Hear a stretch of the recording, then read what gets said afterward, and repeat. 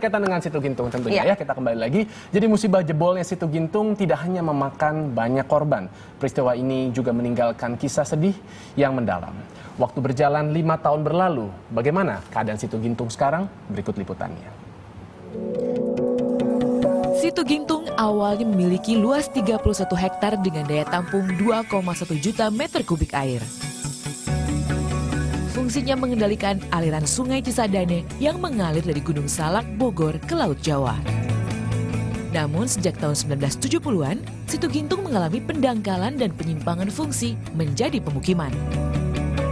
Luasnya terus berkurang menjadi 21 hektar saja dan hanya dapat menampung 700.000 meter kubik air.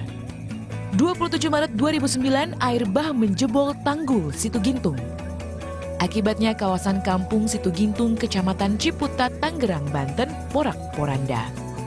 84 orang tewas dan ratusan rumah tersapu air.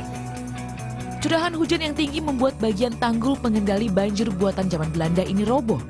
Tanggul yang mulai dibangun tahun 1932 ini memang belum pernah direhabilitasi sampai tahun 2009. Ironi, sebuah bencana datang karena kurangnya perhatian pemerintah dan ketidakpedulian warga. Meski telah 5 tahun berlalu, puing-puing bekas tragedi masih terlihat. Begitu pula trauma yang masih terpatri dalam ingatan korban. Waktu itu kita bangun masih pagi kan, belum begitu melek matanya pas dengar tetangga saya teriak-teriak. Terus kita langsung loncat, langsung keluar itu bawa surat-surat. Emang surat-surat itu kan ada di meja, dari malamnya kan udah banjir. Nah kita lari, terus mati lampu. Nah mati lampu, air udah seleher gitu ya, seleher. Saya pegangan besi, kebetulan di situ pas saya nganyut ada besi. Terus saya naik ke besi, naik lagi nyebrang ke atas atap rumah orang yang di pelur gitu. Terus saya naik lagi ke atas lagi sampai ke atas yang paling tinggi itu. Saya pokoknya nyelamatin diri deh. Akhirnya waktu itu kan rumah saya paling bawah ya. Jadi mungkin udah seatap rumah kali sampai ke genteng gitu kan. Udah gentengnya juga udah pada kanyut itu kan, kita pakai asbes. Asbesnya juga udah pada kabur, kemana tahu kita nggak tahu, maka kita lari ke yang paling tinggi gitu. Pasca kejadian, Situ Gintung berubah nama menjadi Bendungan Gintung. Balai Besar Wilayah Sungai Ciliwung Cisadane mulai merehabilitasi kerusakan tanggul. Bendungan Gintung yang telah kering karena air melimpah ke Sungai Pesanggerahan direhabilitasi dengan membenahi tepian bendungan, membuat terasering dan memperkuat lapisan luar dengan lapisan batu. Sementara di bagian mulut bendungan yang jebol akibat terkena erosi dan limpahan air, dibangun bendungan baru lebih kuat. Desain bendungan dibuat dengan spillway, fleksibel untuk mengatur pelimpahan debit air. Dengan pondasi beton, bendungan ini memiliki ketinggian 10 meter dengan panjang puncak bendungan 180 meter dan lebar puncak bendungan 5 meter. Bendungan ini memiliki luas 26,5 hektar dengan daya tampung 1,1 juta meter kubik air.